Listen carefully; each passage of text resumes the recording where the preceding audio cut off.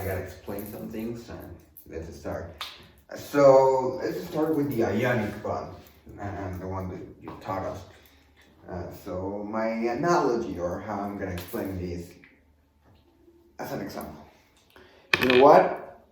I'm in my house like a normal kid, and I want a chewing gum. Just an example. So I go to the store, to the tiendita. So I'm like this guy, yeah. I'm a random guy, a random kid who just wants a chewing gum.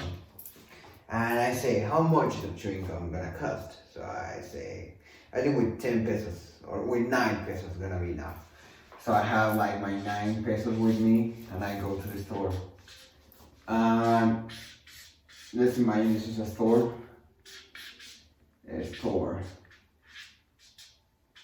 Okay, I go to the store.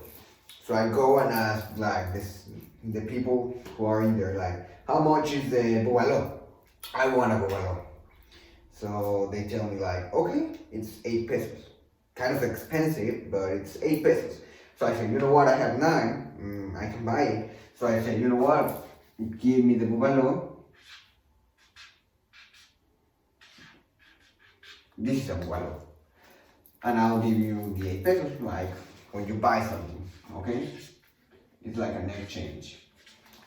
So a random guy comes, like, and says, hey, I also want a bubalo. How much is it? And I'm like next to him, and I'm just hearing, and he's like, it's 8 pesos. And he's like, oh man, I only have 7 pesos. And I say like, well, you know what? I have 1 extra, so why not give it to him? So I tell him like, hey man, do you want like 1 peso? I can give it to you. I have 1 that I'm not gonna use. And he's like, oh, would you do that for me? And I was like, yeah, so you can complain and you can buy your bubalo. Or this random guy who has 7 pesos. And I have 1, so I give it to him. Now it's gonna be 8. And that's perfect because he can buy a bubalo. And that's how the ionic bond works. In order for an element, he needs 8 electrons. And that's 8. So, it's, for example, a bubalo. You buy a bubalo, and sometimes the elements need 1 peso more, or 1 atom, or 1 electron, and other element comes and says like, hey, you know what, I can give it to you, no worries. And this is how it works. My analogy is kind of weird, teacher, but I hope you like it. Now, the covalent one, this is kind of harder. Imagine this. There's a bag of chips. Chips. Let's imagine this is a bag of chips. And I'm with a friend, 2 random kids at a store. Okay? Perfect. So I tell him like, man, I don't have enough amount. Let's say the bag of chips is 20 pesos. 20 pesos. And I say like, man, I only have 9 pesos. And he tells me like, man, you know what? I only have 11 pesos.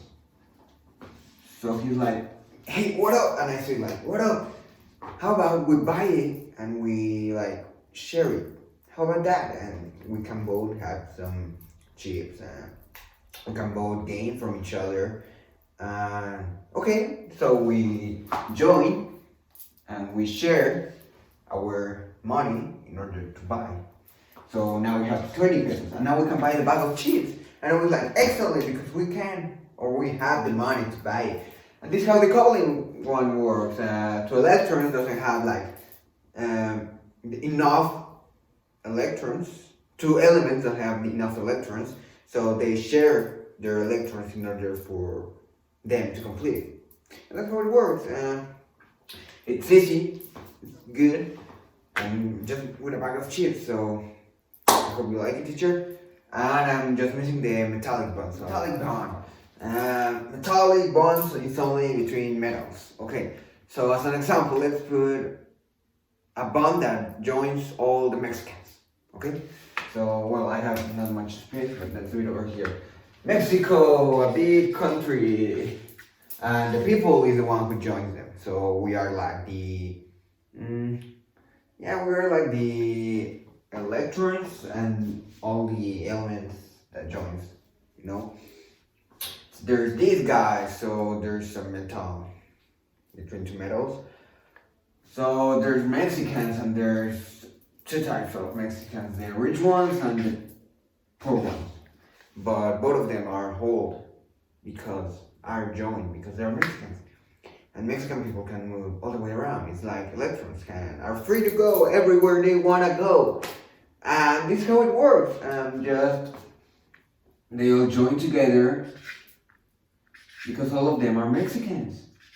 And maybe they have differences, maybe they have different properties, maybe one is richer than the other, but they all are joined because of one thing. They are Mexicans. That's how it works with the metallic one. It's easy, but it's only between Mexicans. That's what it does. It joins them because they are Mexicans. They have different properties, they have different amount of money, maybe, but they are joined because of this. And this is how the metallic one, the metallic bond comes.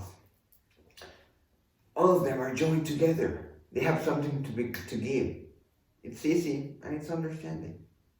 So, okay, teacher, I hope you like it. Kind of different and kind of difficult to explain, but I hope you like it, teacher, and see you next time. Bye-bye.